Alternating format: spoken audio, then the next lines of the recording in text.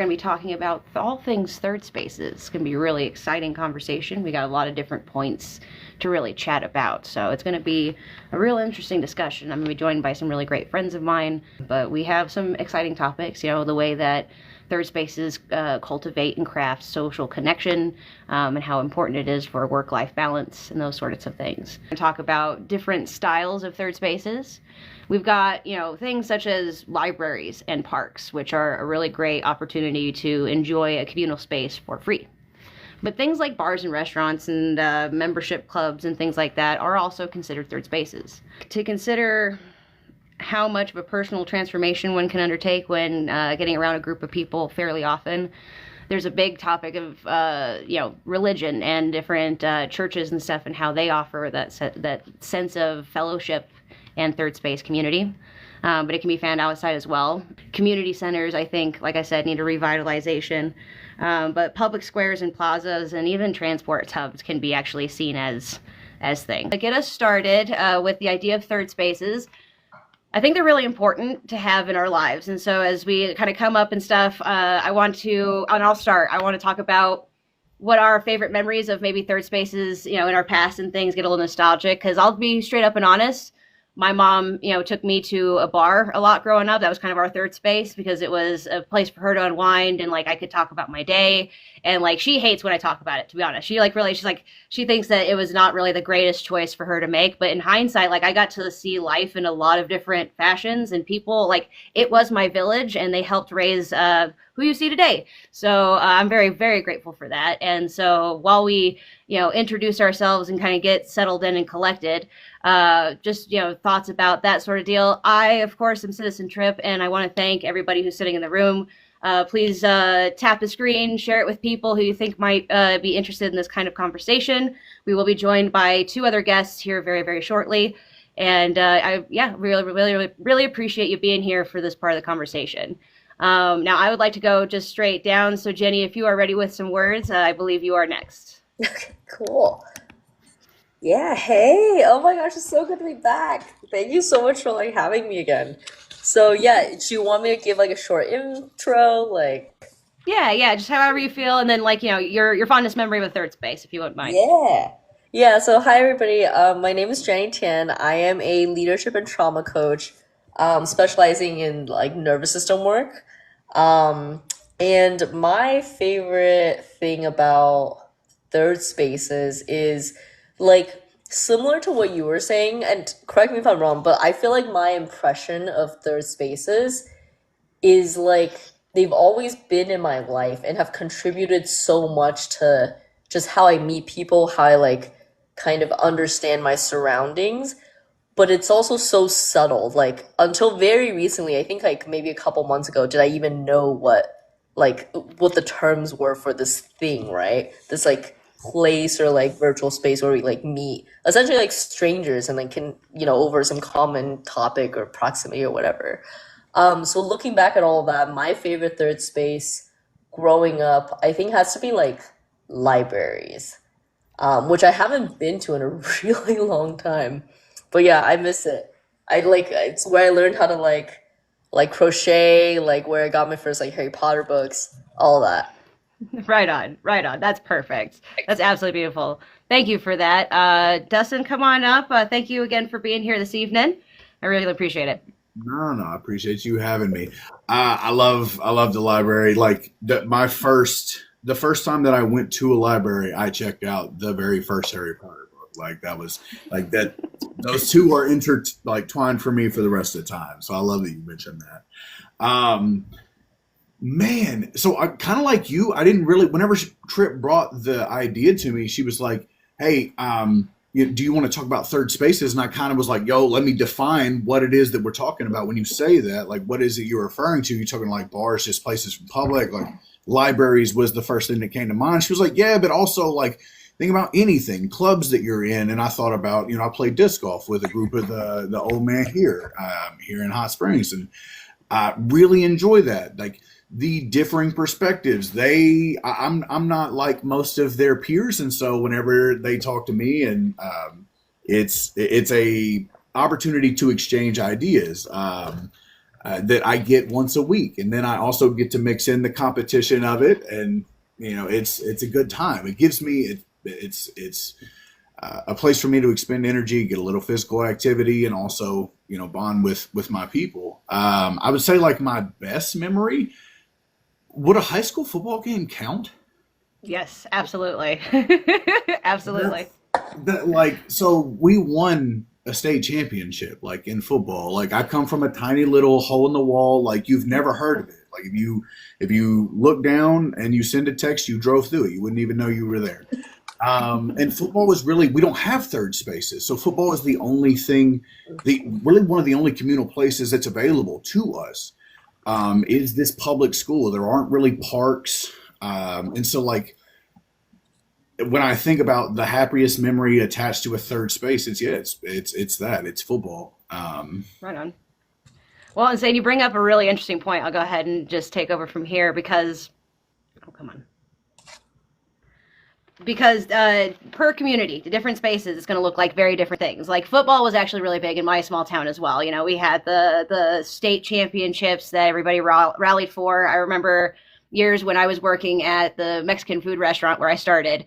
There was we would hold. I remember one of the last years I was there. We went to state. We could actually cast the stuff online, and we had a projector and we had everybody there, and unfortunately we lost to the rival team, of course, and it was very the energy and stuff like that is very high. And so there are activities and things where community is built in, such as sports such as football and things like that. I also think of car shows. That is a very particular group of people that have built community around this very specific item. And there's pockets of that literally everywhere because we are social creatures. It's our natural state to be in kind with other people. And so there is a state of which where we can take that to its logical conclusion of if we do that so naturally, it's needed. And so places like parks and recreational spots are important and vital to community health in general, but also to personal health as well, because being around any sense of people, that to get all hippie woo for just a second, we are vibrations and we connect to other people's vibrations. And so that's one of the reasons why the big discussion of the internet itself being a grand digital third space is really up for debate, because while we do get some aspects of that community from it, we are lacking that physicality feature. And it's a very important part of the conversation, which is one of the reasons why religions have stood the test of time, because that sense of fellowship, that meeting weekly to see the people and things like that is really, really important. And so getting back to that in other ways that we can kind of affect our reality in our realm, they can look like, football teams and supports like that, although it is inevitably that is built around an us versus them kind of system, which isn't necessarily a bad thing when it's a healthy competition, but there's some division there. But there's a multitude of things though. Yeah, I really appreciate that. I am still waiting on just a few people to join us, but this conversation keep going in the direction of, hold on, let me pull up my notes here. So we brought up kind of the idea of different clubs that do things, and it's a big community building experience. It's the idea of you have people you're excited to see, you're excited to do something with, whether that be something physical like disc golf or even just the ritual of conversation. Think about I think about the old people who go to the cafe to have coffee weekly just to sit around and be in company with each other. That also is community, and a cafe offers that. Now, a cafe expects you to pay for a latte, for their time to sit in their space, and that is a barrier for some people. It really is.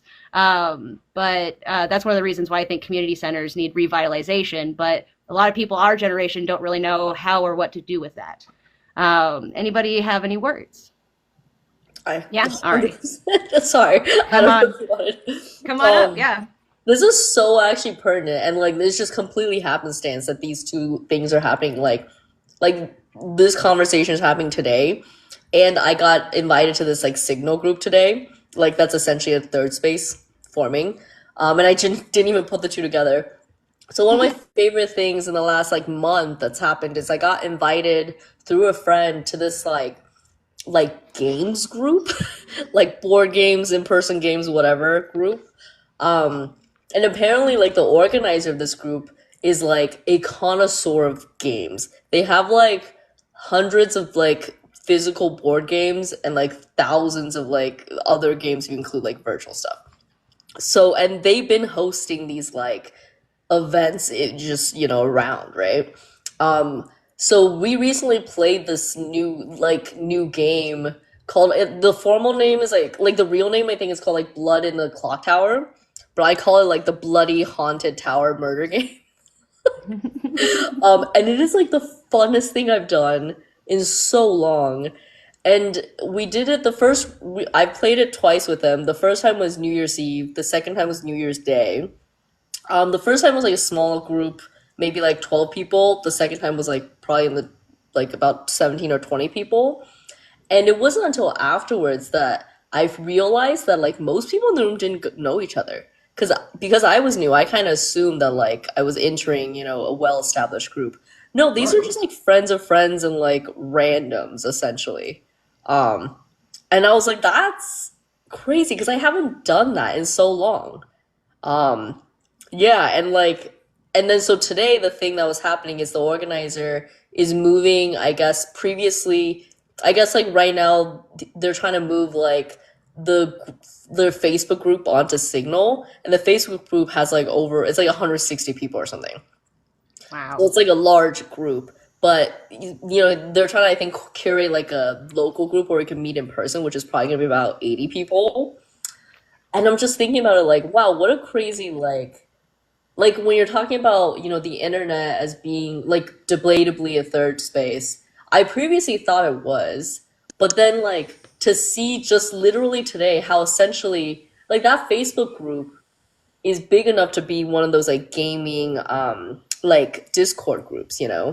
And so to see like someone try to move a virtual group in an in-person group and to actually feel like the difference in something existing online with people that live close to each other versus actually, okay, let's like plan to do this every month, twice a month or whatever, is so different.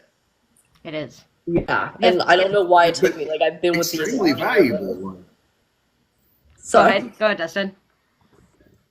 Hey Tony, good to see you.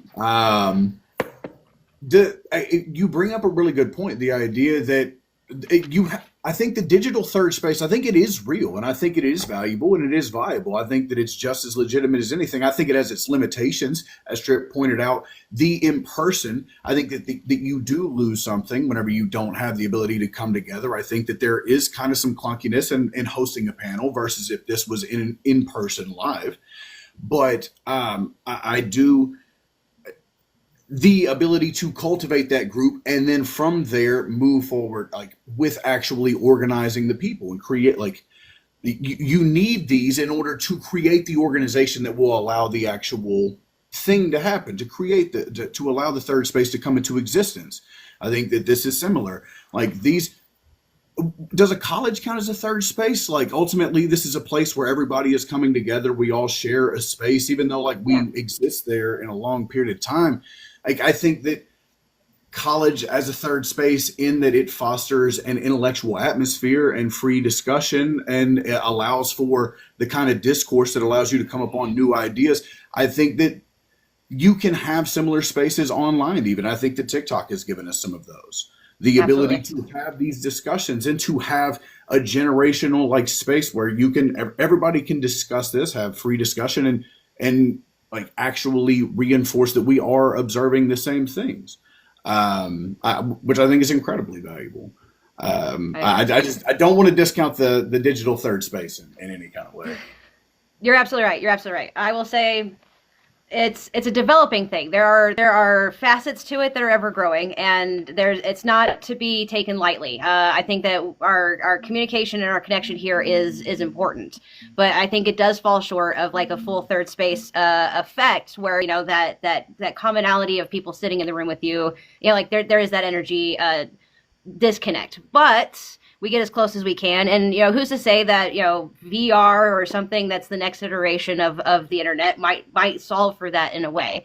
Where we are today, though, I do want to say that the board game thing is really interesting to me, because that is one of those things that, and was, okay, so first I want to talk about colleges, because we have to define whether or not education is a leisure or if it is considered more of a work mode kind of deal. And like, so that is kind of, you know, it might be splitting hairs in some fashions, but when you really think about it, you know, the old philosophy kind of way of it is that school and learning were for pleasure and for leisure time. And so in that case, yes, colleges definitely are a big third space, although with a huge, you know, paywall for American citizens as it is today.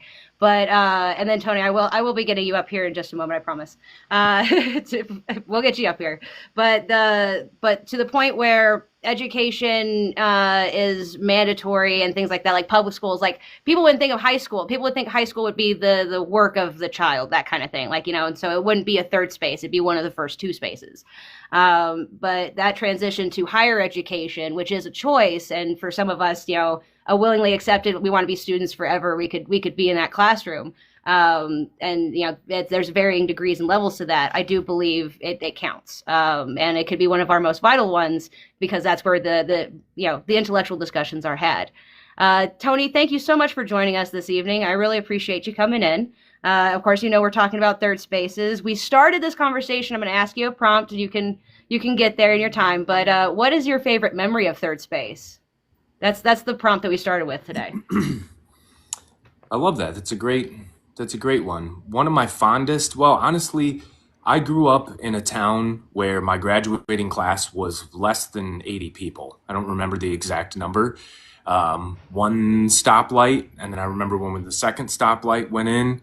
I remember when Subway came to town. It was kind of a big deal, even though it was bittersweet because we lost a local diner because the truck traffic wasn't going through town as much anymore. And why would I give all that pretense? Well, it's because it's everything. It's the Friday night football game.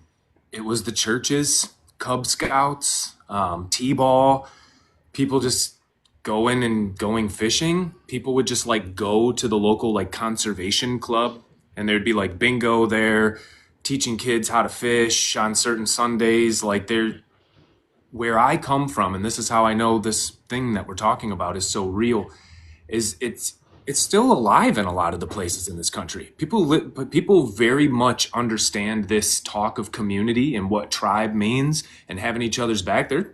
That's super real. And I think once I identified that as probably the most dangerous wound psychologically that I think so many Americans are dealing with is isolation, you know, which then leads to all these other terrible synopsis and scenarios and all these things that we're capable of when we feel isolated.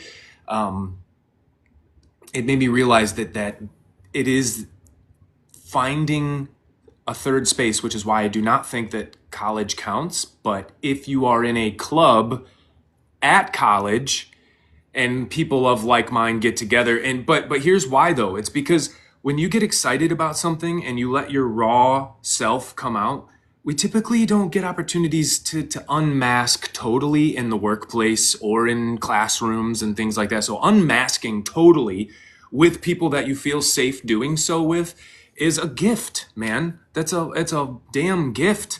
And everybody, we all nod because it's like, damn, how many people in your life do you have that it's like that? And I'm not convinced that that's the way it's always been. It can't be. We've made it through so much. And so my fondest memory, my personal favorite was the fact that all the people in a certain neighborhood knew each other in my small town. Well, who am I kidding? Everybody knew everybody, which is a teenager who was trying to like smoke cigarettes behind the dumpster. That was a pain in my ass at the time. But now looking back at it, I was just like, I'm kind of thankful that Kathy was up my ass about it, because I would have probably gotten in worse trouble. You know what I mean?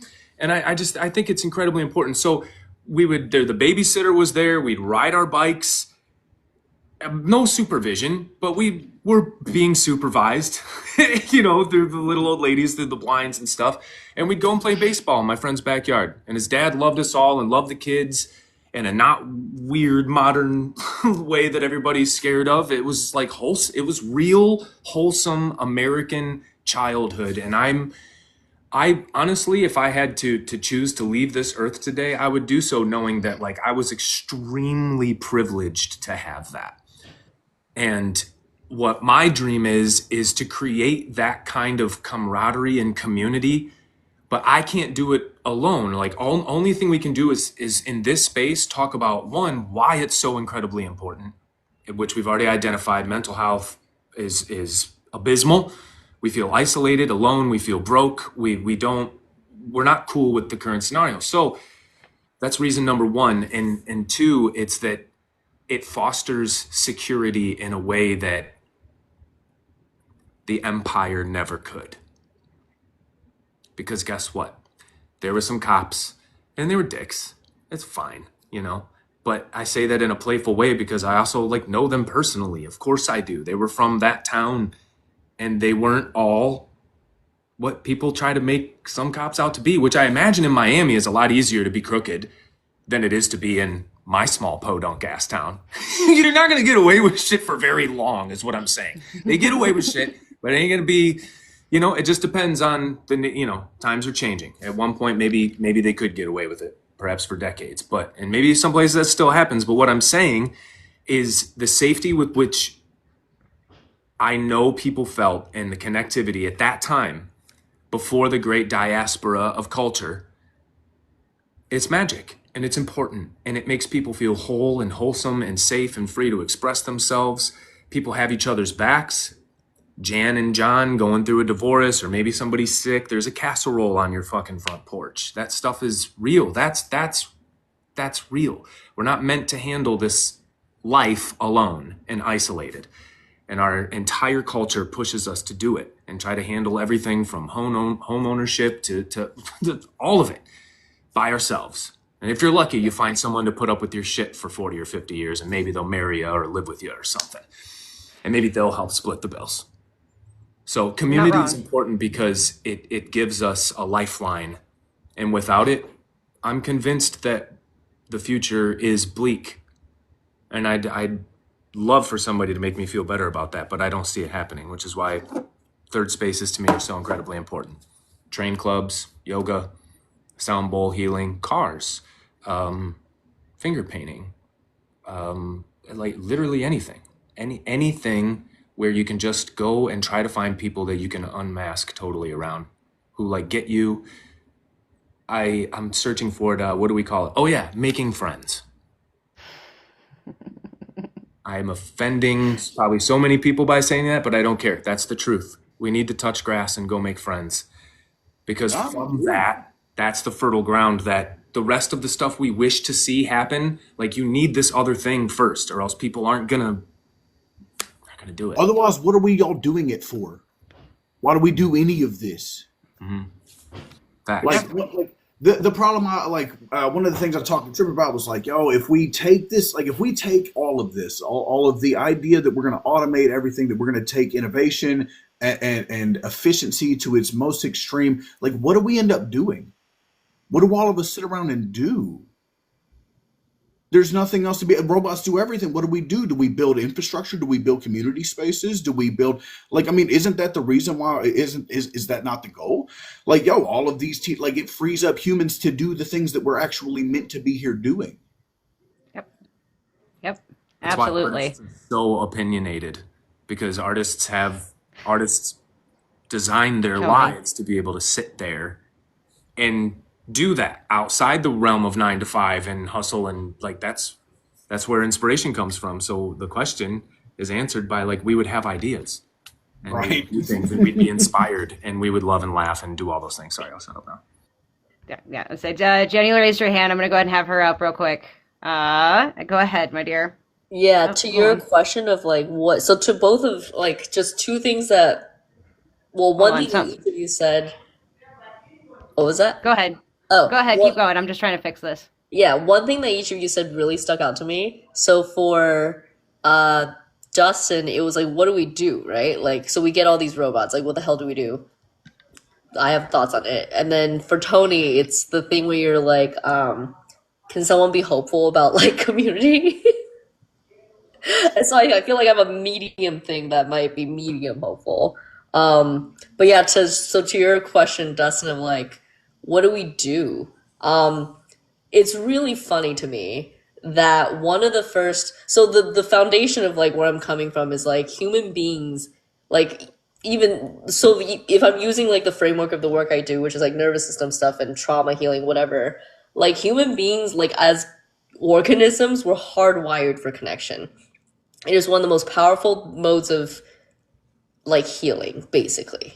And a lot of healing can't be done until we have some semblance of safety or connection in our systems, with ourselves, with each other, etc. Right? But when you asked that question, I like laughed because I'm like literally time and time again, and we're still seeing it as like we get more AI robots and whatever to like roll out that make our lives like more convenient. But like one of the first things that happens when like human beings get these like robot machines that are capable of like communicating with us at some level is we try to make them our friends.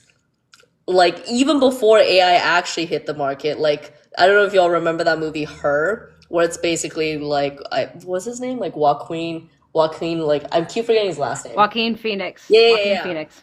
And like basically he had that like Siri like robot thing that like was Scarlett Johansson's voice, and the whole like he just tried to date her, like he just was like trying to like it was just it's a seeking of connection and community like immediately.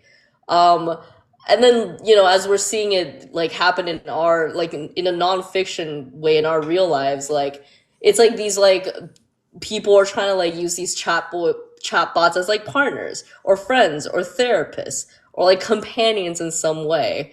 So it just time and time again just shows how hardwired we are, that even when we get these things ostensibly, let's say the empire is trying to give us so that we would have less connection, we are asking these very things that we're being given for connection. Like it just we're never going to escape that, right? So to your thing, Tony, like what gives me hope is that like yes, we are seeing isolation rise, but I do think there is a cap to what the human body can withstand, and we're probably nearing it, I would say. Like I have no like science behind this. I'm just like intuitively like I don't like it's pretty bad. Such that once we hit that cap, we like there's literally two roads. We either destroy everything and build something where we can actually connect with each other and go on as a species, or we don't. Or the people like, and in the case that we don't, it's not like we just fall and die. It's like we will revolt because there's nothing left to lose. Because you can't take that away from us. Expect us to like you can't take away a fundamental pillar of being alive as humans.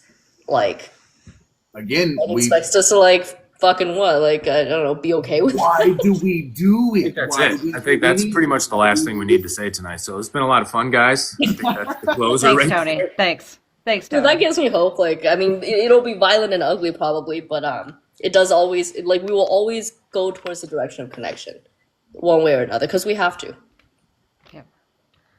What was that again, Dustin, that you said? Oh, no, I mean, it gets back to the question, why are we doing this? Why are we existing? Like when you hit this existentialism, like why do we, because at some point you have to find your own meaning.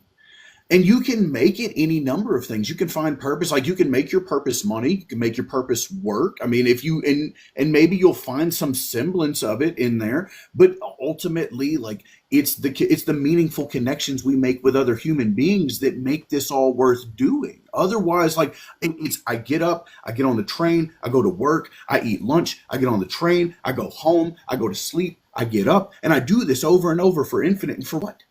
For why? Why do we do these things? You're absolutely right. So I will say, all right, go ahead, Tony. You go first. I'll come in. Because changing it is an adventure. Right. And nobody wants to adventure alone. You always need a party. And so one of us is waiting for one of us. And once we see a couple of us, there may be all of us. You're not wrong, my friend. You're not wrong. There's definitely something to be said about the inspiration of it all. The providing a space to just let people exist and let collaborative efforts. I remember in my lifetime, I tried to be a part of what was a bring your own greenery lounge in Colorado before the licensure was actually available for it. And so it was like a little gray area kind of thing.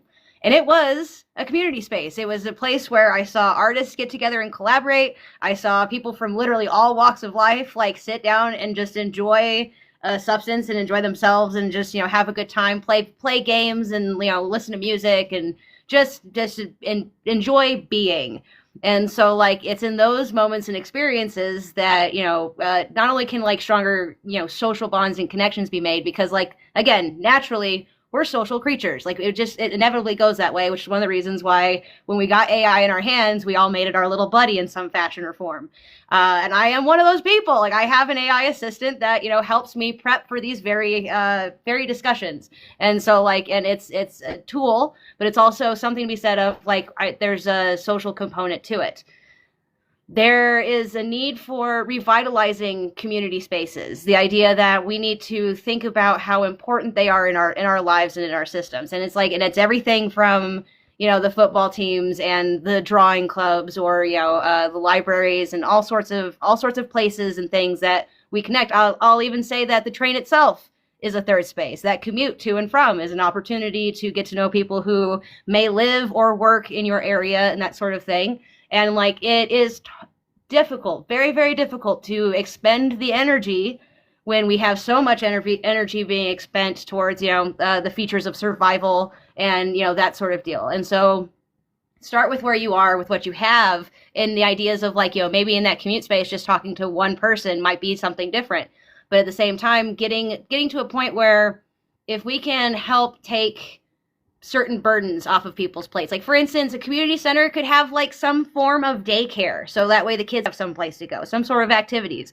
One of the infrastructure places that I'm thinking about helping in my own hometown was built as a Boys and Girls Club in a public library, and like it was built when I was a very young teenager, and it just needs updates. It needs a little love and tender care that nobody seems really vested and interested to do. But it's like those kind of spaces provide so much opportunity beyond and far beyond what they are like presented for, because you just provide that space and humans can do any number of things together with it, and it's beautiful.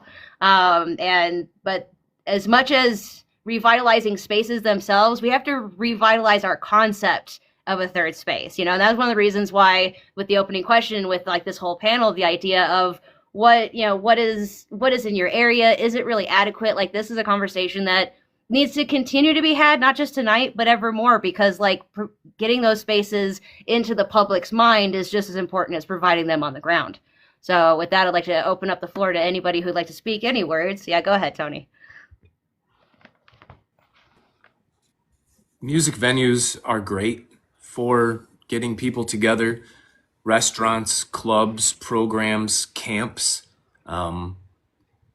cooking classes, barbecue competitions. Like there are so many ways and so many niches of people that it's like, what I would just ask people is a couple things.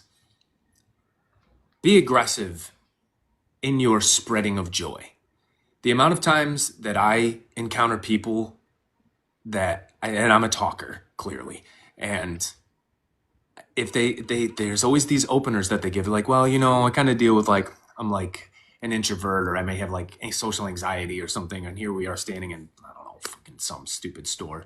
And as soon as I hear that line, it has become my life goal to laugh with you and to make you feel what it feels like to have joy with another human being.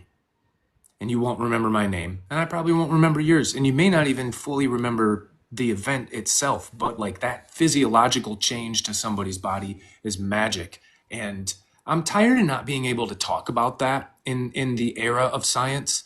Like people say it's like vibe. That's why it's like vibes, and things like that. It's like we don't have a particular language for it that I feel is fitting, and it's a real phenomenon, man. And I'm tired of not being able to not talk about it, where you can change people's physical state by how you interact with them. And that's an integral part of this community building thing too, because let's make no mistake, we are not our grandparents' generation. Many of us have forgotten how to people. We've forgotten. And it's like you just walk around a little bit and it's like, I'm sorry, Gen Z, I'm sorry. We should have been better like older brothers and sisters for sure. As a millennial, like I'm so sorry. Like some of them are so like painfully awkward. And I'm like I remember being zitty and confused and I had hair in funny places, like and even into my 20s being uncertain of who I was and you know, all those things, but like I don't remember it being like that. And so we need to learn how to read people and remind people what it's like to connect with another human being, like in a good, wholesome way, you know? And it's like practice it. That's all. You bullshit with enough people and you will gain the skill of what we call bullshitting.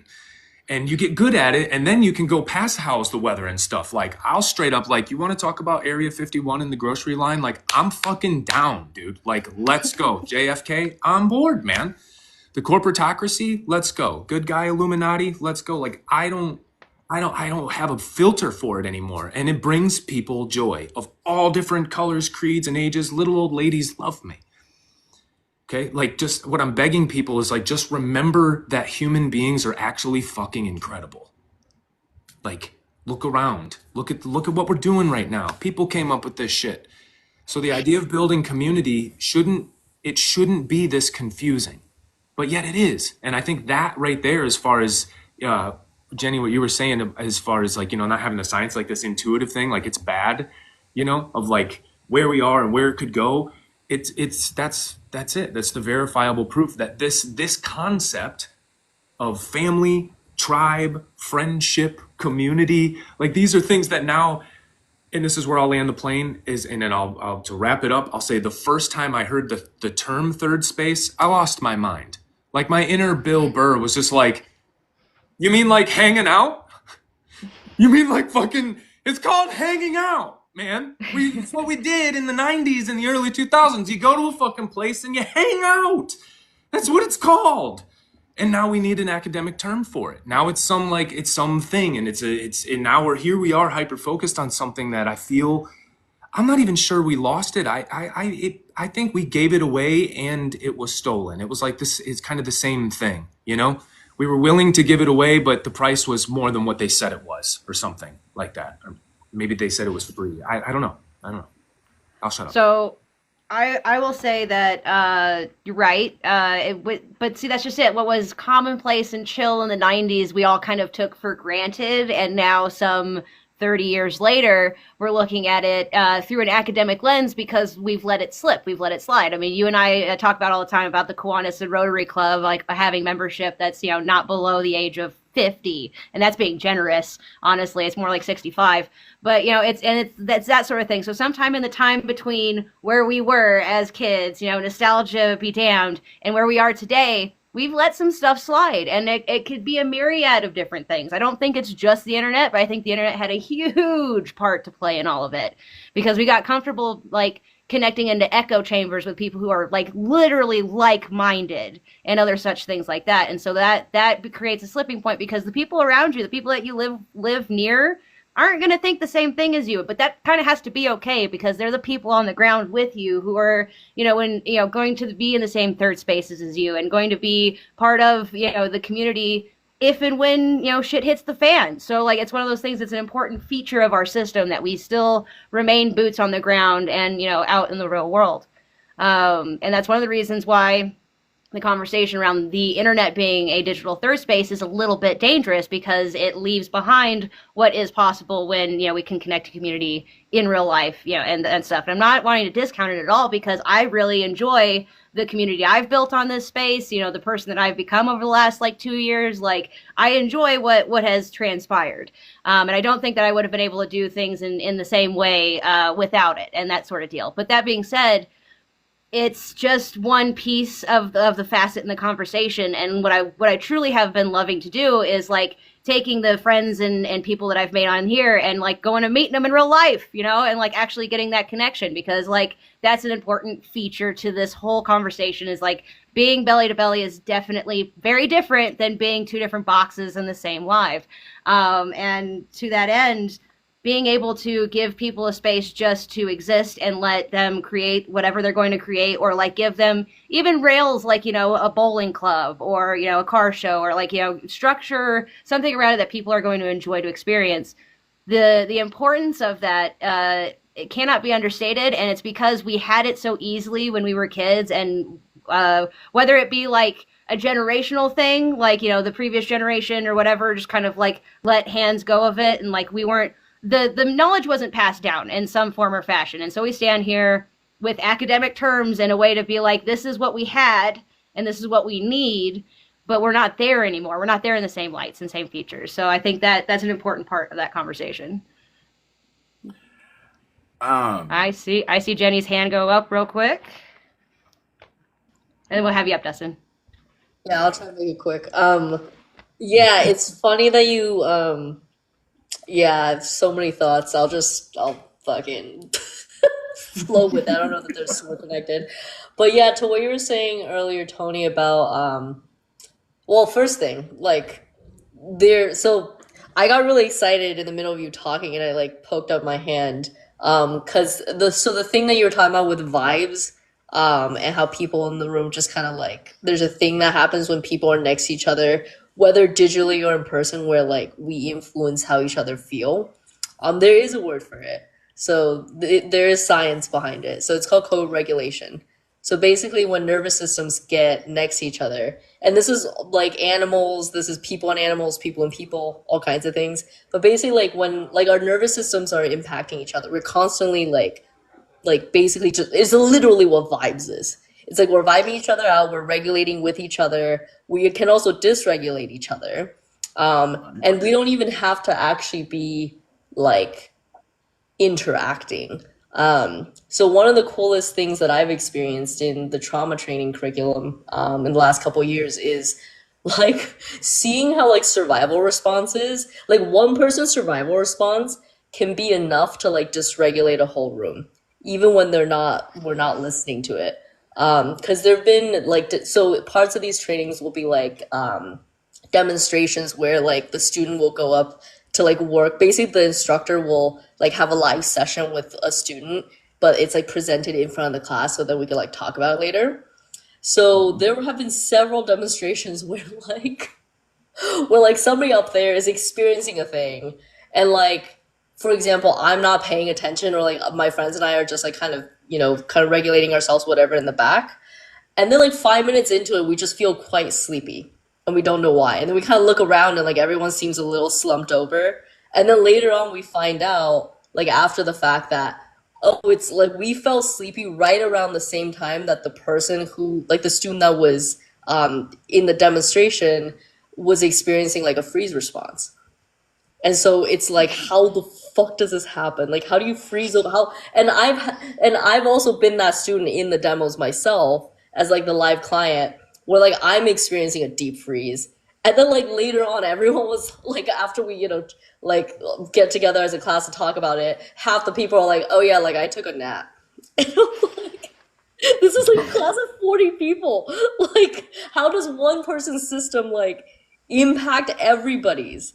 Like, and without even like knowing, like and without even like talking to each other. What was that? Do you ever hear the sweat test? No. Sweat Tony, from hold. skydiving compared to sweat from the treadmill. Oh, are And they when different?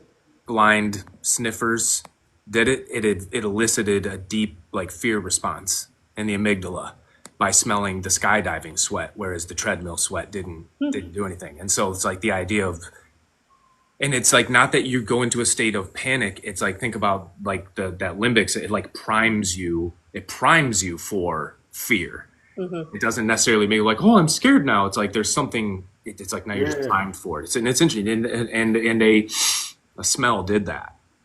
Yeah, like We there's stuff influence each other so deeply. It's so funny.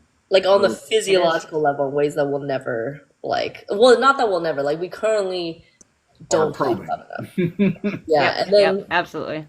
yeah, and then the other thing, I felt like I had something else to say about the internet.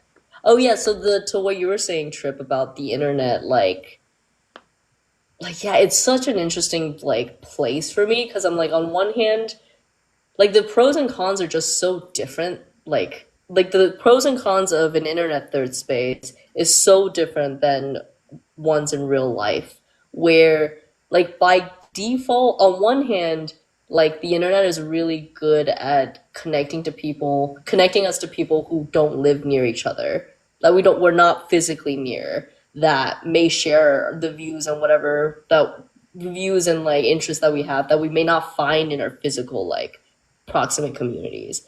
On the other hand, like the algorithm by design silos us, because like silo is like the silo is actually framed as optimization.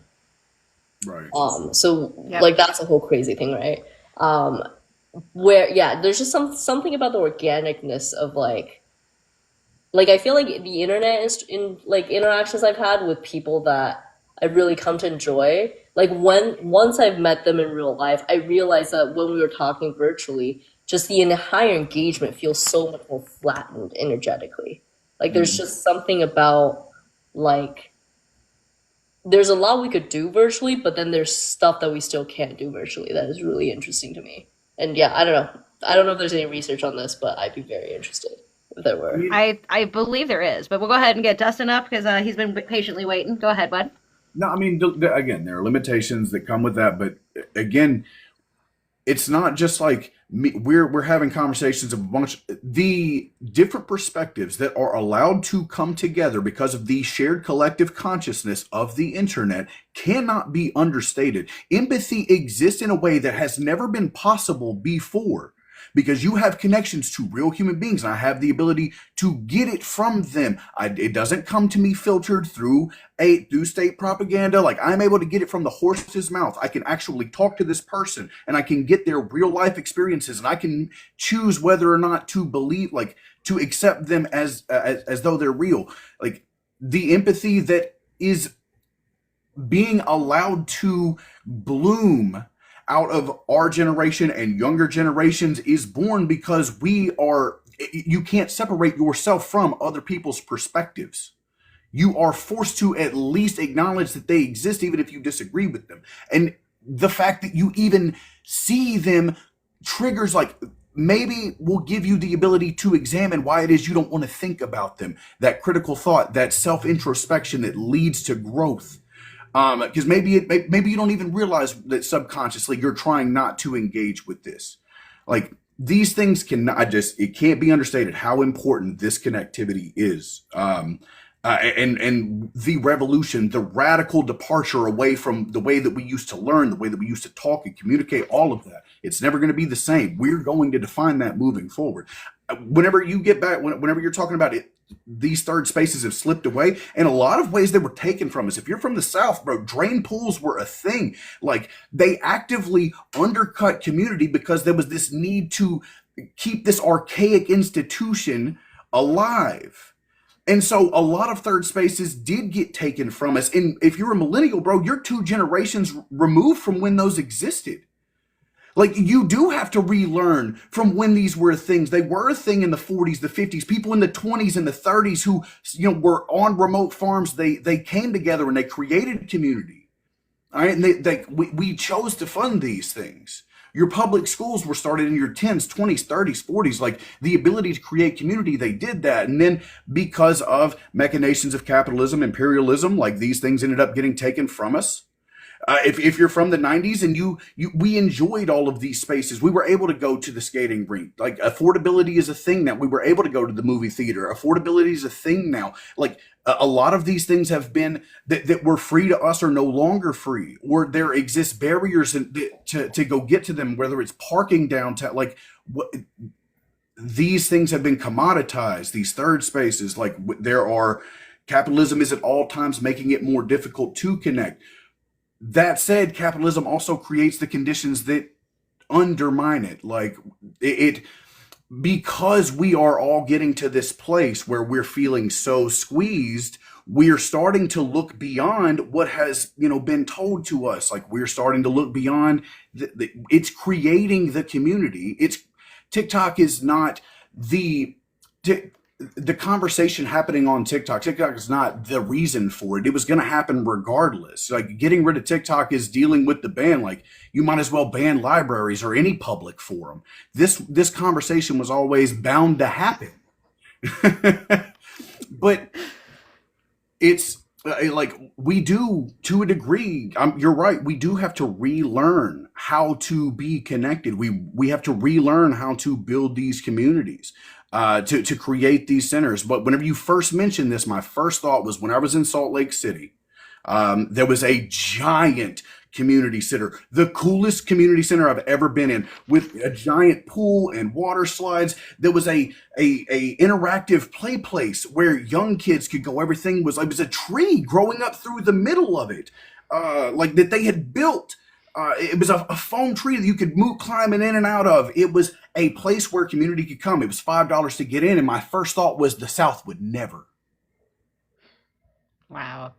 The South would never, because maybe people who we didn't deem to be part of the community would get to use it.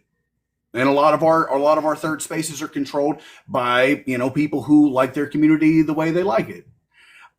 It's only because we transcend so many different we's.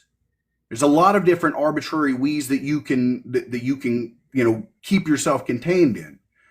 But because we transcend so many of them now, and you don't know where the connecting points lie, I think that we can actually, like, whenever you mention that exists, that would be cool to have. I think that you can get enough of us, younger people, Gen X. I think that you can find a common ground and a consensus for, like, yo, these things would be cool.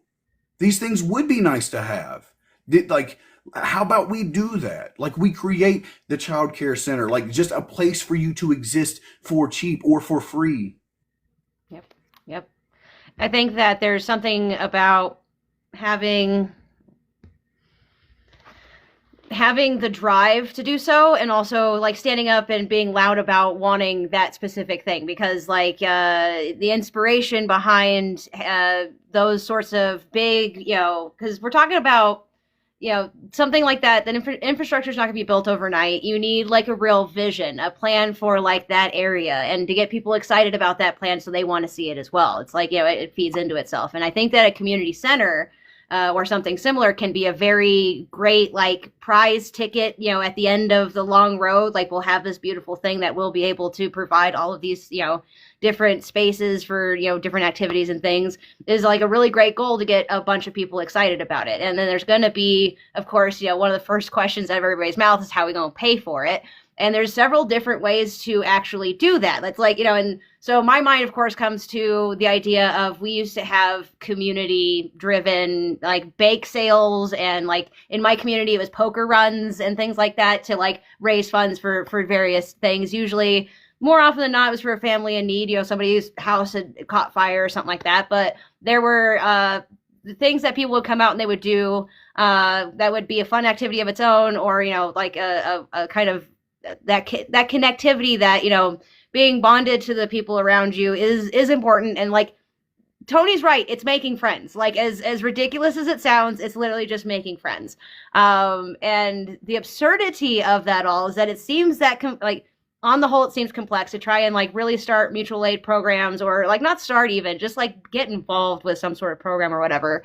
But like, really, if you just show up and, are willing to do helpful things, and there's organizations and stuff already out there looking for help, and it's a great way to meet people who are also, trying to just do a little good. And it's you taking the action of like standing up and showing up, being loud about the fact that your community could use these things. And of course, having the conversations with the people around you that are actually boots on the ground, and, talking to them from where they are and explaining and like, connecting on the common ground of like, it'd be really dope to have this space. Let's talk about it. And so like, and in that regard, enough people get loud about it, somebody's going to do something about it, either from an entrepreneurial like standpoint of like, hey, this is an idea that the people obviously want, and there might be something to be gained from it, or like from an institutional government structure of like, your city representatives actually hearing you. That does happen in some places. I know that earlier we talked about small towns versus big cities and how corrupt one or the other may be. But if the town is loud enough about something, something will be done in one direction or another. And I think that being able to turn around and show a receipt of that would be amazing. I don't have anything in my back pocket right now, but that's what one of the things of the Traveling Revival's about. So yeah, Tony, I was actually going to ask you to come up and talk about maybe the Witch's Walk a little bit. You are muted, sir.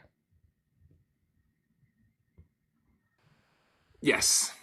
I would love to. But first, let's be really real here. Automation is coming. AI will run it. We tried to tell the boomers that they were going to take over the automotive factory and they didn't believe us. And then, oh no, the Ford plant shut down. Like we tried to tell you, Larry, sorry, bro. But, and here it comes. It's coming again. Semi-truck drivers, pay attention. Pay attention. All our food has been corporatized. And what's in it? We don't know. Is RFK right? We don't know. Who cares? It's all noise. It's a cacophony of worry, right? And with all the things coming down the pipe, there's things in the sky. Who is the president? Who's not? Who's in control? What's happening over here? We get so overwhelmed that I promise you that there is a shift that we all feel. And the spiritual gurus might say one thing. The Christians might say another. Somebody might mention the Schumann resonance. I don't fucking know, man. Okay? I'm an earthling just like you guys. But what I do know is that it will require ideas. Real ideas. It's like, my daughter's going to be 8. What career is she going to be pursuing?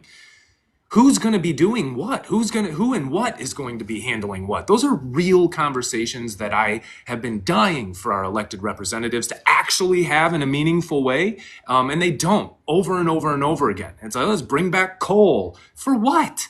We know the Tesla bots are going to be doing the mining. Like, get out of my fucking face with that. Like, just let's be real for a second. And so if they're not, then we have to do that. And if we don't really know one another, and we haven't been like vibing or co-regulating with one another, there's a chasm between the awareness of that and the progression of results. And honestly, I love this conversation so much because that's the entire reason I started posting on TikTok. By like saying, hey left, hey right, Republicans, Democrats, like, hey guys, like the crux of this is that there is a time coming very, very soon when we will need each other. And what's the comedian where he says, yeah, a lot of people are going to have to get really cool about a lot of shit really quick. Like that's the truth. We're going to need each other. And I don't want to stand around trying to fix and build a new society with a bunch of whiny assholes. Like, we're going to have to figure this out. And so third spaces and events and things like that are integral to being around people with conflicting views so that we have tolerance. It's just being social. That it is just being social, learning how to coexist with people, right? I've always been a champion of community events. I've been a musician my whole life for 30 years now, since I was a kid. Been touring and playing live shows since I was 14. I'm 39 now. And I've always enjoyed seeing all the different walks of life come together when you got a kick-ass band and it's like humans can't hide from the musician. You can't hide from us. We're watching all of you and we see the blue collar next to the fucking blue hair, next to the Hot Topic kid, next to the preppy kid, next to all y'all. And we see all y'all standing there nodding your head and having a good time, having your sippies, trying to get laid or doing whatever the fuck you're doing there. Like we see you. We know you're all the same. We know that we're the same as you. And so I love community events because it's just, that's where the alchemy happens. So every October, I'm part of a nonprofit that throws the Sandusky Witches Walk.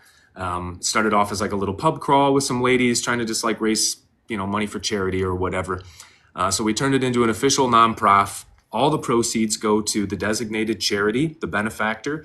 So the last few years it's been Meals on Wheels, and we pay for internet in the youth center because a lot of kids go there after school and there was no internet there, so they couldn't like do homework and stuff. So they're just, not doing it. And so that's been cool. So we've been able to do little things like that. And it's basically witches from all over the country come to our little corner of Ohio. And we're fingers crossed, hopefully going to have the Guinness Book of World Records there this year. Like fingers crossed. We're talking to the people. It's expensive. It's kind of dumb how expensive it is, but it would be cool. So, yeah, we do a parade. There's theatrics. There's so much. And then, Sandusky is a vibrant nightlife as well. So there's a lot of like pubs and cool DJs and music going on. It's really a spectacle. And every year that people come and support it, the more we're able to add to the spectacle.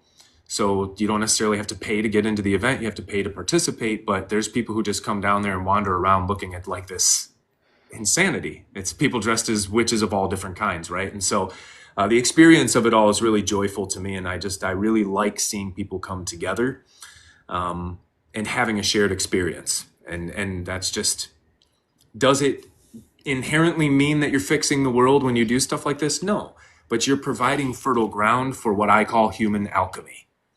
And there's some you can take someone's negative state of energy and raise it and make them have a good time. I've told the story a gazillion times and I'll continue to tell it. And I know I'm not the only musician to have dealt with this, but I've had people with do-rags come up to me after shows who are clearly going through chemotherapy with tears in their eyes, just like, man, you have no idea how much I needed this tonight. That was fucking awesome. And I'm just like, human alchemy is real. And this is why community is important, because it makes us impervious to whatever other cacophony of worry is going on in the world, man. It's safe. And we need it now more than ever. And to bring it back full circle,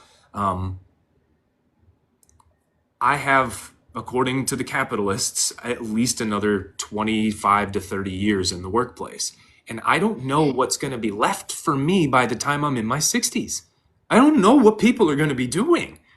Straight up, this is going fast. Google's new processor, SpaceX robots. Like, let's be really real. Like, the world as we know it, as the one we grew up in as millennials, it's gone. It's gone. Bye-bye birdie, man. And so if we're not having these conversations as individual citizens building community, what are we doing for work? What are we doing for food? What are we doing for shelter? Like, let's take it back to baseline levels. Like, what can we do together to like brace ourselves for whatever the hell the repercussions of that are going to be? Because I personally, and I'm not a doom and gloom guy, I don't like doom porn. I prefer the regular. I'm just kidding. I don't see the future going in another direction. And this is my warning, is like, love each other and figure it out, or else. Well said. Very well said, my friend. I'm going to really quickly take back over to say that we have crossed the hour mark in this conversation. Boy, doesn't it go fast. Real quick, I want to thank everybody who is sitting in the room with us, tapping and liking and sharing and sending the gifts and stuff is very, very appreciated. My guests here are awesome. If you're not following them, why not? Make sure you correct that before the end of this conversation. Turning into the next hour, Tony did brush a little bit about the future, and I kind of wanted to wax a little poetic about the idea that this right here is a ripple effect. Us having this conversation, somebody out there may be inspired to go do something that in 5 or 10 years from now will actually prove some community good for their local area. And that's one of the reasons why I'm here doing it. But there's specific things about our ever-evolving, ever-changing life, the fact that our childhood, that 90s, that, being out with the bikes until the streetlights come on and then get your butt home, like that's not a thing anymore. And whether it can be again is kind of up to us in a lot of different ways. Now there's a highly big nuanced conversation to have around that as far as safety and things and all that sorts. But this kind of idea, this standing in this moment and looking forward and trying to, craft something better for ourselves than what seems inevitable if we all just sit with our hands in our pockets. You know what I mean? That concept, I think that third space can be a pillar of which, not the only one, but one of like the strongest pillars of like, this is what's needed in all aspects, in every sense of the word. We need community spaces, places to exist with each other where we're not having to have a workload and it's outside of our own private space where we can be ourselves.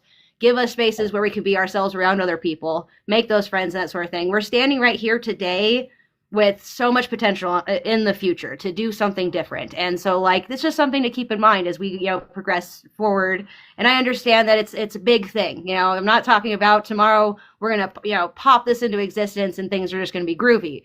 But thinking about it is, thinking about it, conversating about it, just being aware is the first ripple effect into actually being able to do something for ourselves later on. And I think that when, we were talking about things like the Rotary Club and the Kiwanis Club and things like that, I took a little bit of time myself to kind of like jump in and look at these different pieces and what they offered and things as a way to be like, what can we do to make that cool for like people our age? You know what I mean? Because I think there's a calling, there's a feeling for it, but like we all just like, it seems maybe campy or, an old hat because it's what our grandparents did. But like, there's a reason the cliches exist. It's because they're true.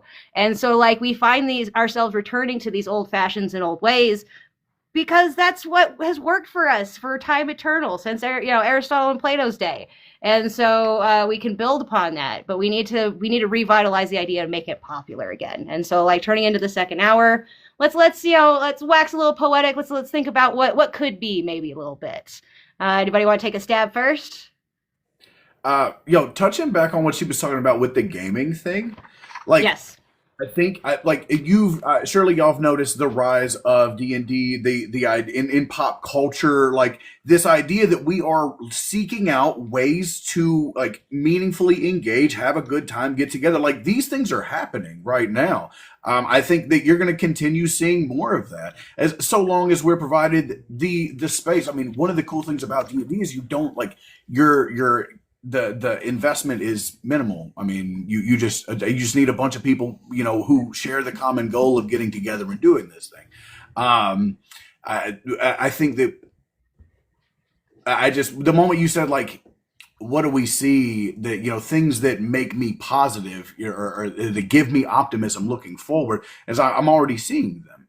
I'm seeing conversations like these happen. Like you mentioned that you can't solve a problem until you're aware that it exists.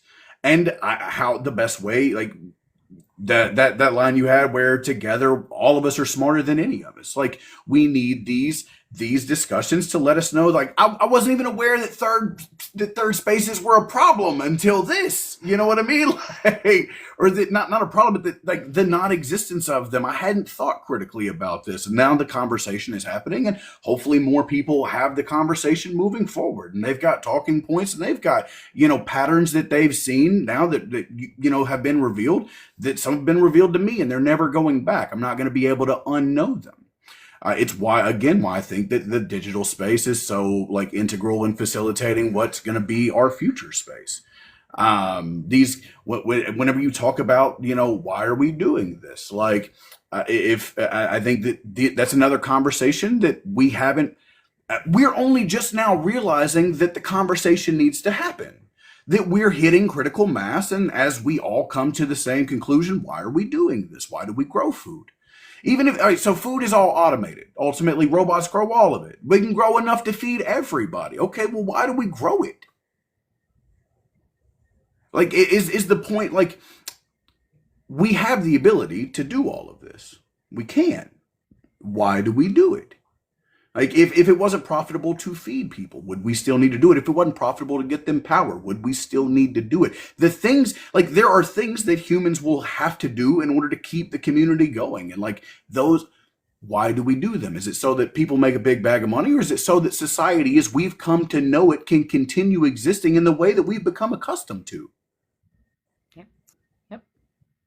We'll go ahead, Jenny. We'll go ahead and get you on up.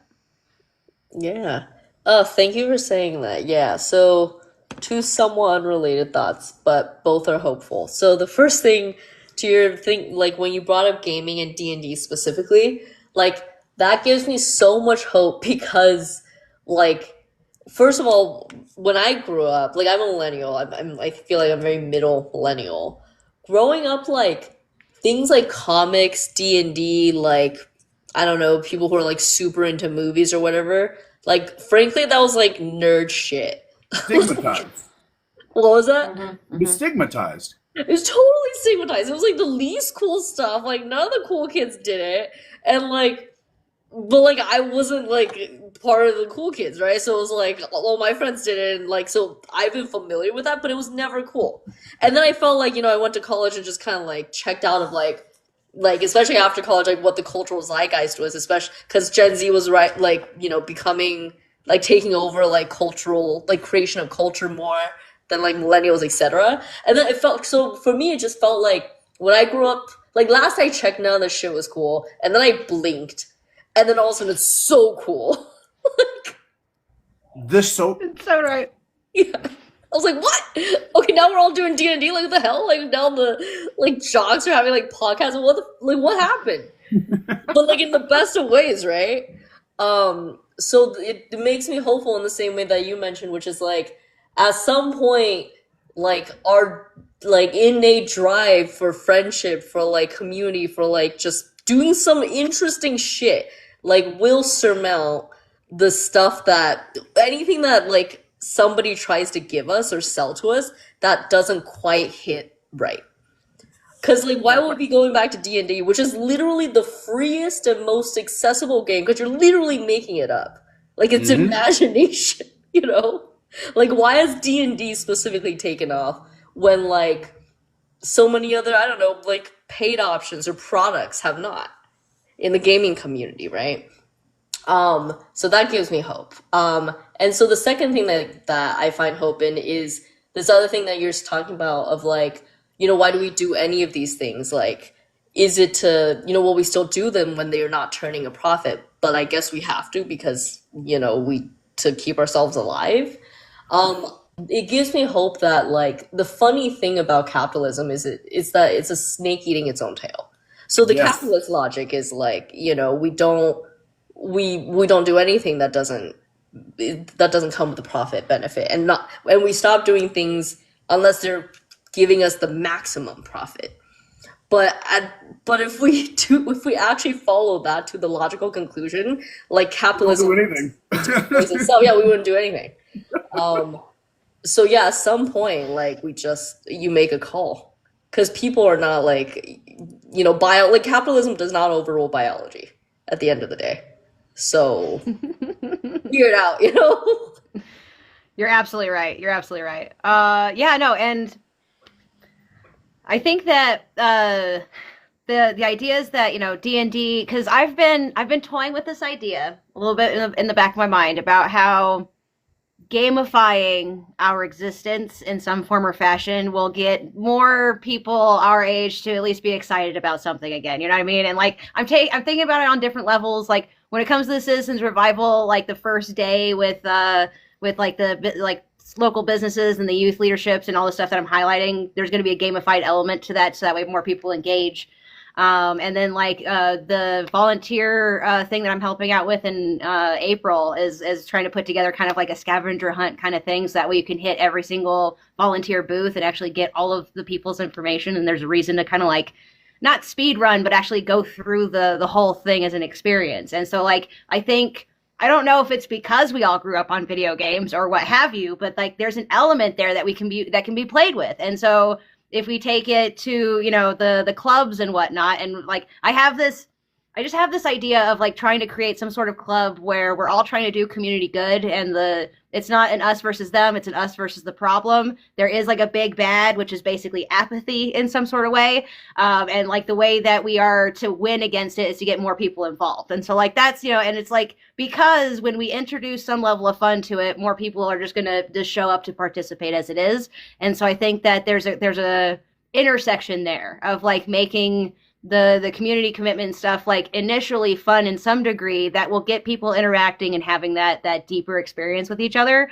I think that there's definitely merit in that. And I think it's not a new concept. I see people trying to gamify everything. In fact, there's an app now where you have a gamified little like bird friend who will like have you, you know, like give you points for completing chores. So like I'm not new to this idea is what I'm saying. But that, you know, if it takes that sort of thing, if that's an evolution because of this internet space and short attention spans or whatever, what have you, it's something that's definitely worth looking at. And like if we could gamify some aspect of a community center, I think it would be very popular. That's all. You know, I just think that, you know, it'd be a good space to like run and play in, considering like revitalizations of D&D, and you know, we never really left our childhood in a lot of ways, which isn't a bad thing. I think that's actually healthy, to be honest.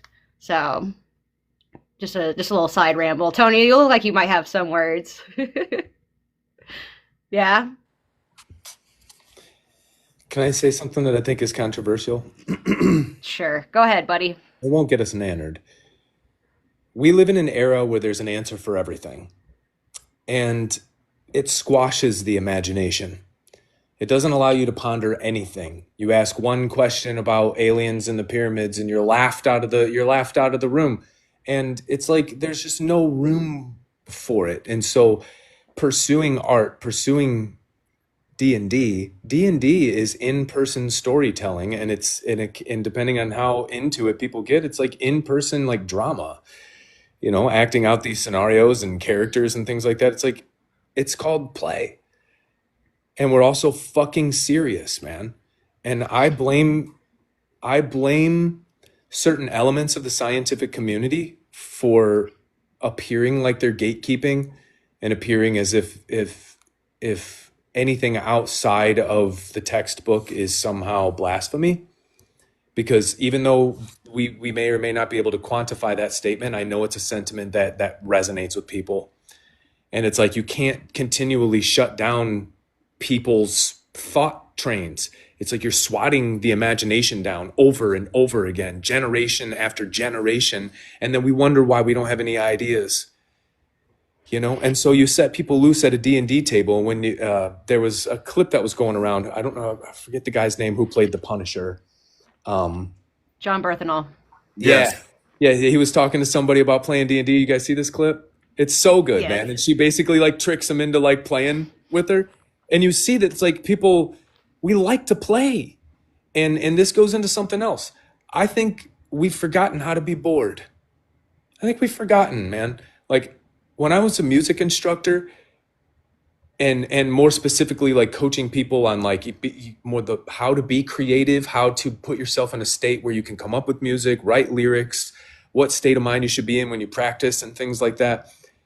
I was like, all my best ideas came when I was fucking doing nothing, sitting in the yard, looking at the tree, looking at the sky. Like we've done that for thousands of years, man. Everything that we know now, we owe to the dreamers. Someone who stares at the ants and wonders why, who sees a beautiful cotton candy sky and wonders if they can reproduce it from the oils of flowers that they press. Like without boredom, we are nothing. It's a predictable cycle of, and it's not capitalism that's a snake eating its tail. It's our culture, because there is no end to it. There is no wonder. There is no wonder left anymore. And if we want to escape capitalism, guess what we're going to have to do? We're going to have to fucking wonder. We're going to have to figure it out. We're going to have real ideas and then real methods of implementing those ideas. And I'm telling you, we've been isolated. We're alone. We don't know how to communicate with one another. All of our imagination has been beaten out of us. And it's going to take some real self-introspection. And this is where people, Tripp and I might butt heads a little bit. But I believe the first step in building community is providing safe spaces for people to find self-awareness.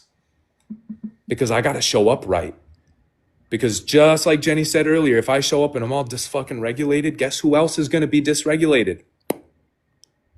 And if my limbic system is in a state of fear and I'm emitting pheromones, what happens if people can smell those pheromones and now their limbic system's in a state of fear? Uh-oh.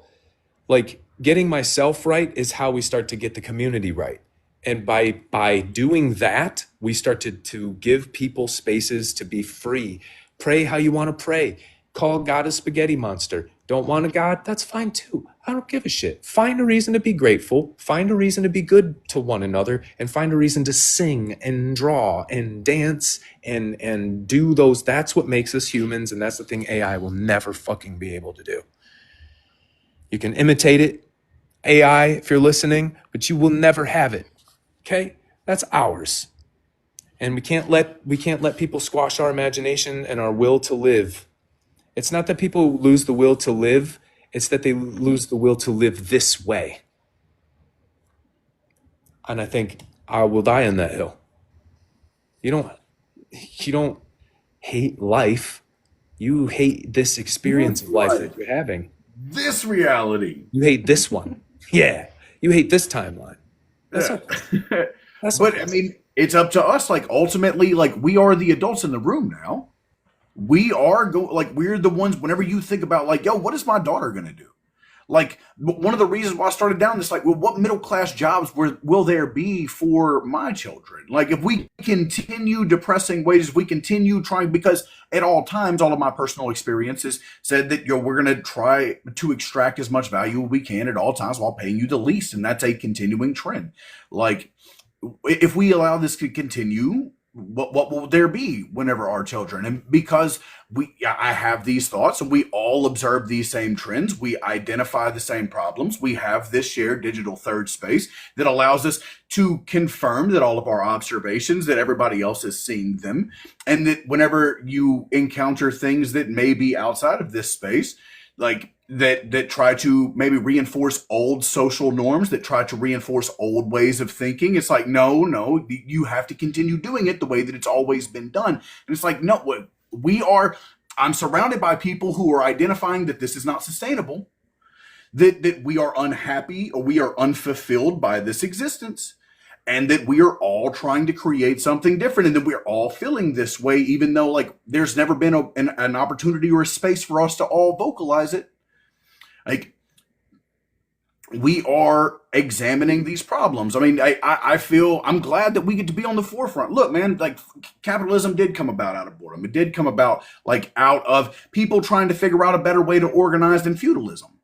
Like, ultimately, you were being creative, you were being innovative. Like, these people tried to create an entire country, an entire form of governance that would endure the test of time. Like, literally just thinking about shit. Like, what if? All of it's just a giant thought experiment. We're still living in it now. And this was a cool thought experiment, and it's taken to its most extreme. We get to all of the holes. Like, there were initial little pitfalls, and to be fair, we've seen them and they've existed in some form or fashion. Like, you've seen how this country has progressed. But we are here now. We are all, like, seeing the same thing, and we're all examining the ways in which we're going to move forward. And we are thinking, we're trying to come up with ideas. We're trying to be creative. Like, we don't have any choice. Necessity is the mother, or what is it? Necessity is the mother of invention.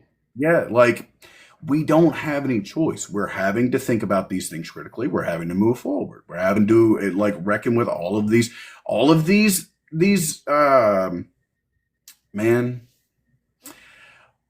contradictions have been there forever, but now enough of us see it, and enough of us vocalize it, and everybody else begins to see it, and we move forward. Like, okay, these contradictions exist. They're not going anywhere. They've been here for 100, 150 years. What are we going to do about them? Because they're becoming unsustainable.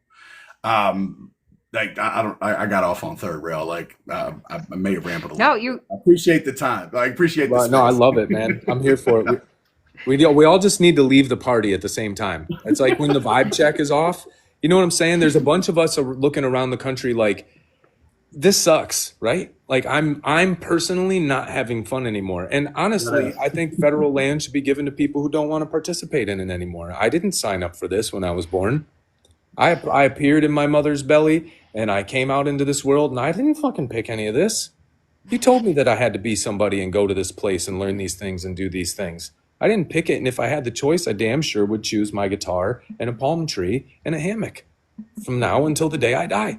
And I think most people would, and I'd help out. I'd help with the vegetables and the wood chopping and doing some shit and get that done. But as soon as it's done, I'm getting my guitar and I'm sitting under the palm tree. That's what people like. We want to love people. And when was the last time you got to, like, belly laugh with somebody so much that it gave you the hurts, and you get those, like, little hot tears that come out because you're laughing so hard? You know what I'm saying? Like, that's what being alive is about. And in our final moments before we pass into whatever comes next, nothingness or everything, or a mixture of the two, if that makes sense. And it's like, those are the things we'll be with ourselves in those final moments. And we'll be remembering all the people that we got to share life with. And here we are feeling more isolated, alone, and depressed and defeated than we've ever felt. And again, I'll reiterate, we gave it away because under the air of convenience and protection and security. One of the more recent atrocities, let's look at the Patriot Act. And at the time, we were like, this makes sense. Go get him, Tiger. Okay? And that's how it happens every time. Supermarkets are fucking awesome. And if you told your great, great, great, great grandparents back in the fields that Walmart would exist one day, they'd be like, you're fucking kidding me. Really? Everything? Everything that we need there? In one place? Like a market, but like an air condition? What's air conditioning? You know? And so we're a little spoiled in their eyes, but something's gone terribly wrong with it. And now, in my eyes, they were more wealthy than so many of us could ever be in this moment. But we have the opportunity to turn it around because real wealth happens in the human equity that you have. And you can have that no matter how much ducats you've saved up in your bank account or how many fucking Bitcoins you have. You know what I mean? Like, that's the real human currency. And third spaces, the reason I go so vague with it is because when we ask what are third spaces and what types could we be creating, like literally anything. If that's what we're facilitating, it could literally be anything. Find other people who are interested in the variety of snails in your typical geography. I don't fucking know. Who cares? Like, just go be around people because that's the fertilizer for what comes next. And what comes next is congruency of ideas and ideas that can help propel us into what comes next, because the next chapter is coming. And the big question is if we don't engage in writing what comes next, somebody else is going to write it for us, just like what always happens. And we can't be mad at it. The people who wanted to write and steer the ship did it. They did it. And yeah, they might have power and influence and da-da-da-da-da, but not always, man. Sometimes the craziest people get to steal the cultural wheel. Steer the cultural wheel. Wow. I don't think I've ever said those words in that order. But what I'm trying to say is, like, if we don't participate in this, and it's not just government bureaucracy, go run for Congress. I support all that stuff too. It's not just that. It's literally like, go find something that lights you on fire and then go like with passion and then go light other people's passions on fire. Spread it like wildfire. Make people happy to be alive again. Because that's where good ideas come from. That's where love comes from. That's where solidarity comes from. And without it, whatever revolution is coming will be disjointed, easily fractured, easily infiltrated. It will fall short. It won't even succeed. I can't even imagine it getting off the ground. It'll be like Occupy all over again.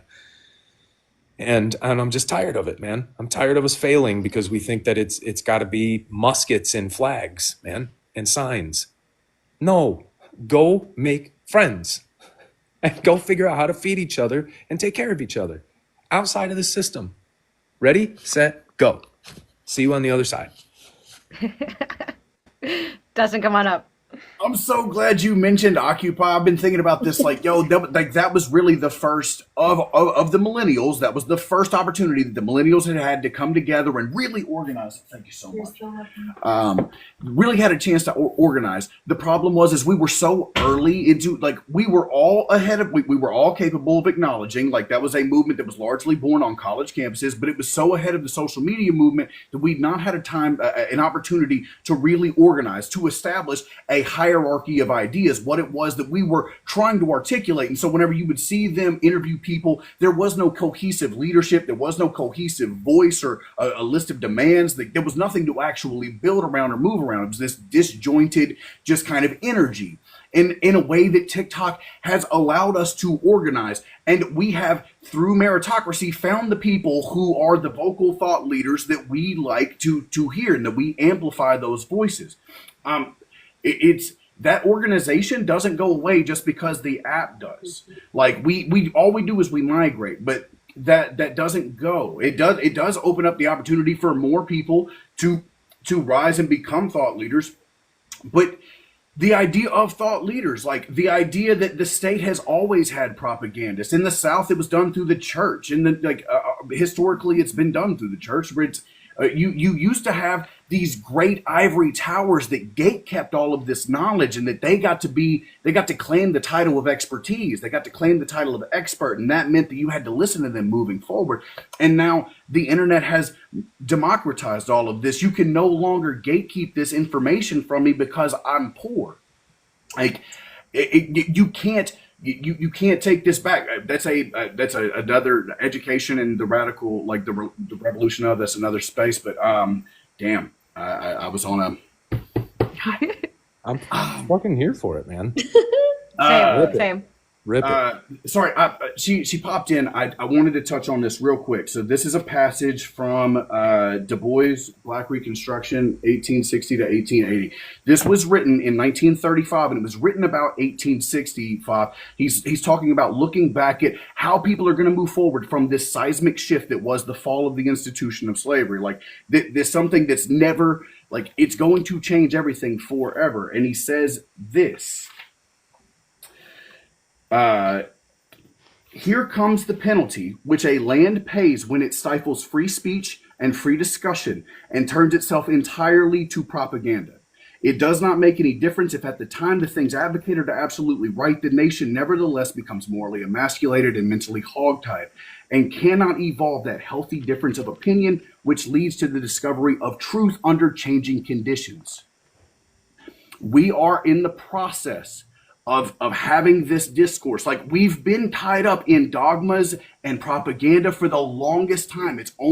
We're only just now beginning to encounter the perspectives that undo all of these arbitrary we's. The arbitrary we of whiteness, the arbitrary we of American, the arbitrary we of Southern, the arbitrary we, all of these ways in which we categorize ourselves, and then we end up adopting that and using that as a persona. This space allows us to transcend all of those, and we start to become humans, or we start to become labor. We start to develop the kind of meaningful connections that allow us to do the organizing, that allows us to move forward. We're seeing like this space that you've built, Tripp, that gives people who want to be here the opportunity to be here and to have these conversations. It matters. Your talent for organizing, your talent for kind of keeping the space organized, because I would ramble all over incoherently, like there would be no cohesive thought to any of it. Like, I appreciate you providing that structure. Like, it's needed because these conversations are needed. They're necessary. They have to happen in order for us to figure out what the solutions will be. And that's why I'm so glad you brought up Occupy. Like, we are here. Like, it's so weird, like standing on the precipice and looking forward, knowing that every step is a new one that's never been taken. We're figuring it out as we go, but we're the adults and we're capable. If they could build America at 35, at 40, if they could create a whole nation out of fucking nothing, then we're capable of doing similar. Like, we could do the same thing. Look, I don't know about y'all. I have a fairly like high level of confidence, maybe even bordering egotistic. Like, if another human being has done it, I can figure it the fuck out. Word. I feel that. I do. I'm gonna go ahead and take back over because you're right. I've heard it called human audacity. The idea that, if it's been done before, it could be done again. And just because like I am not the person who physically did it the first time doesn't mean jack. It just means that I have maybe a steeper learning curve, that kind of deal.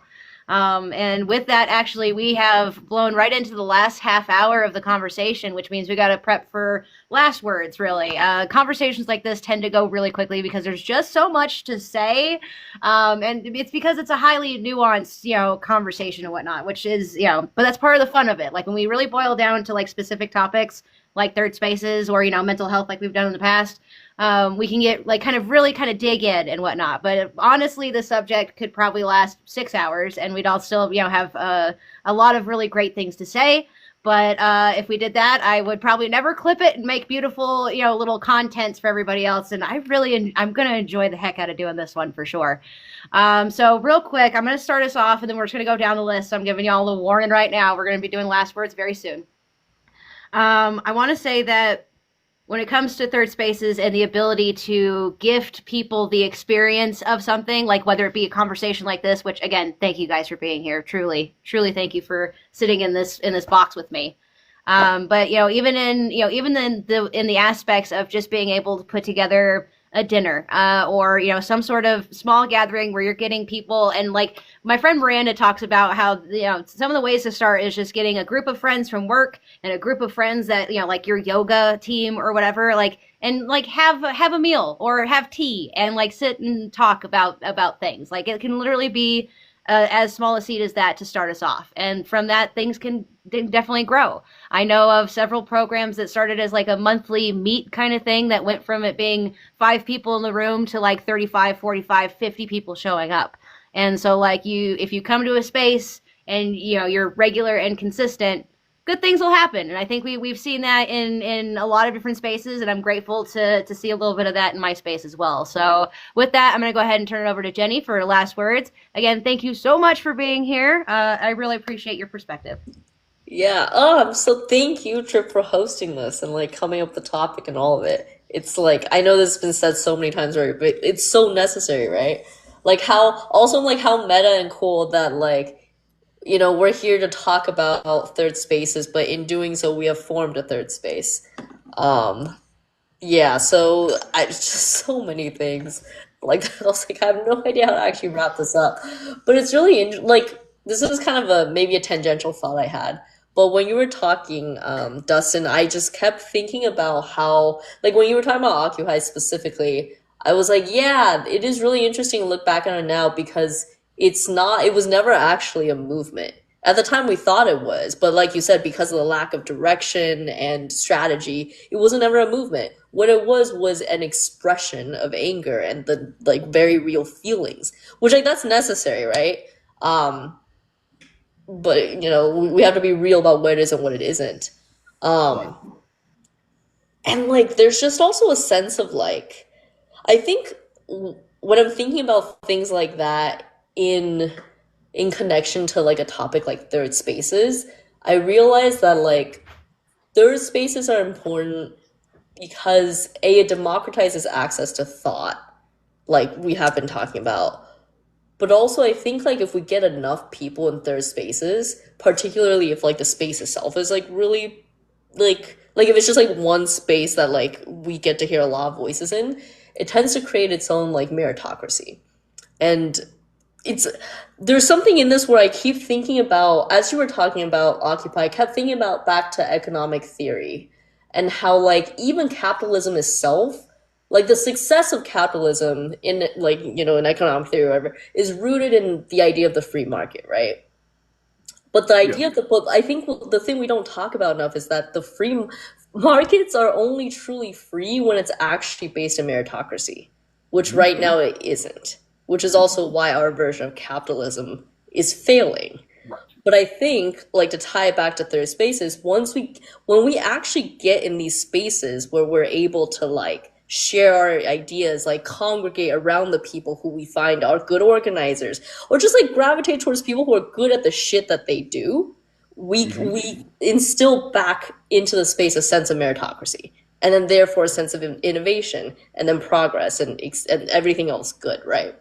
Um, yeah. So I think it's weird that I free. I guess my like closing statement is just like third spaces help produce meritocracy, and that's what will actually get us to things like equity in the end. Which there's so much to tease out there, and that's not a logical jump. I think a lot of people have made, but Yeah, I yeah, would say that it seems like a bit of a leap, but I see where you're going with it, and yeah. I agree. I'm trying. Thanks. Thank you again for being here, my dear. Dustin, once again, thanks for all your wonderful insight. I really appreciate you sitting with us in the space. No, again, thank you for having me. I say it again, like I don't really have a lot of like the only the only credibility that I have is that y'all want me. Like the only meritocracy is the fact that like I say these things and people either agree with them or they don't. And it seems like I've been doing this for a long time. I've been talking this shit forever. And it when I showed up to TikTok, it just seemed like it happened. I don't go out of my way to like I just think I like to think that I'm capable of recognizing patterns, and I happen to have a command of the English language that allows me to articulate them, maybe in ways that people themselves have not thought, or in ways that just are like because I have the audacity to like I don't really respect anything to the degree that it can't be questioned. And because of that, it allows me to maybe like I'm willing to vocalize things that other people would not for fear of stigmatization or for fear of like being ostracized by the community. And like ultimately, if you don't like me, that's a you problem. Um, but the idea that um this space, like I can't understate it. Like this matters. You create the space that you want. Like if people want to be there, they will be.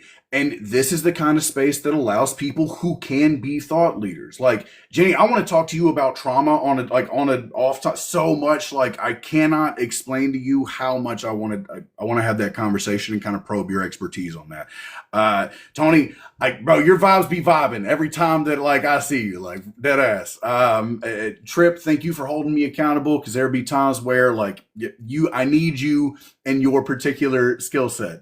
Thank you so much. Because I do best, like I'm a player. I do best with a coach. I'm a soldier. I do best with a general. Like there are things that I do well. I think that I craft propaganda well, but like it's ultimately that's up for people to decide. Like we're in an era where we choose, like we amplify the voices we want to hear. It's how certain podcasts can be at the top and you're like, man, how did that happen? But historically, thought leaders have been chosen by the people who are good for the power structure that's in charge. And that, historically, that's the way that the state has always disseminated its propaganda. We are just now at the place where people who have talent have the ability to contradict it. And we're in the process of doing that right now. This together, all of us just crafted propaganda to undo like what the ruling, like to directly undercut what the ruling class is trying to do at all times, which is foster division, foment division, and keep us separated. We come together, and I think that most people agree. I think most people agree on most things. Like I think that we allow superficial fucking differences and arbitrary we's to tell us that we don't, and keep us separated. Like if we move past the institutional, like there was a time where race was actually a functional byproduct. Now what separates us besides partisanship, arbitrary we's? Like what? I know what stopped them from having community back in the day. I know why they killed it then. What's stopping us now? That is some absolutely good food for thought, and something I'll probably be thinking about for weeks as I clip these guys together. So thank you for those final words, my friend. Tony, it is your turn. Thank you so much for joining us and sharing your wisdoms. Please, last word. I have so much to say. So if you are near my age group, and even I would say a little younger, I was born in 85. Our cultural and political outlook was heavily shaped by the likes of Dave Chappelle, Jon Stewart, Matt Stone and Trey Parker, the writers of South Park, Matt Groening, Simpsons. Okay. So like we don't really take anything too seriously. Like we'll take certain things to a certain level, but then we're all willing at some point to be like, yeah, but it's all bullshit though, right? I mean, like we're very, I don't know. There's just a few drops of nihilism in with whatever else it is that we have. And, and to speak to what it is we're trying to do is build the good guy Illuminati, because compassion and empathy, Jennie put that down in here. The real revolution is empathy plus connection, right? And so, but not only with us, but we have to create culture and tradition that supports it. Ceremony, tradition, dances, music, and food. We need new culture, because I don't want to depend on bureaucrats to carry it into the future for us anymore. And if we don't have a fabric that binds us here in the United States, then division is going to be the foundation upon which we do everything. We have to figure out a cultural fabric for how we're bringing kids up and what it means to go through puberty from young age to adulthood. What does it mean to be an adult here? What do we do, right? How do we do these things? It's super important, man. And the church was supposed to do that. And for some people, it still does. But church ain't for everybody. And if we're not going to replace it with something, then we can't be surprised when people feel aimless, because we don't have the rowboat for them anymore. We don't have an ideological rowboat for people to take. And like, I love Star Wars, man. So for me, it's like being a Jedi, like, or sometimes a gray Jedi, but that's conversation for a different day. Like the idea of that is enough to keep me in balance. Like what would Yoda do? What would Obi-Wan say? Like these are characters in my mind, archetypes of what I consider good, wholesome, and just. And now how do I pass that on to my kids? not only by being that way, but by celebrating the way. We celebrate the way through ceremony, tradition, ritual, music, food. Like, we've done it for thousands of years. And so it's not new. Like, this isn't prophetic or anything, but it's like, I feel like I'm one of the only voices like out here in the void of TikTok or the internet or anything saying like, no, we need some God. Give it a new name. I don't fucking care, but we need to get together once a week, sing some songs and eat some food and be grateful to be alive. Like, cause some weird shit starts to happen to us when we don't do that stuff. I don't care what you call it. Don't use it to be better than other people or to take other countries. That's a thing of the past, okay? We don't do that shit anymore. We cannot depend on institutional change. Our laws, our bureaucrats, because the empire changes and the stormtroopers just wear a different outfit, darling. That's all that ever really happens. That's why I don't blame capitalism. Pharaohs and slaves, kings and peasants, and now whoever the fuck is pulling the strings, and the rest of us. It's not capitalism. It's some weird fucking thing that we always end up doing. And I think it's time to identify it, form the good guy Illuminati, the people who want to carry on wholesome traditions, create a fabric of society that is meaningful and wholesome and helps kids grow up to be virtuous human beings, define virtue, make it cool, have celebrations, good food and music, and make a goddamn religion out of it so that we don't depend on the fucking empire to do it for us anymore. And in order to do that, we need self-reflection, community, and that's where I'll leave it. The rest is up to everybody else. Whatever other drops of magic, human magic you want to put in there is fine. But get your shit together, get your head and your heart right, and then go try to be with other people who are doing that too and see what happens next. That's our choice. Beyond that, we can't force anything else. But third spaces, if you come up with something clever, can be a place where that gets facilitated. Human alchemy.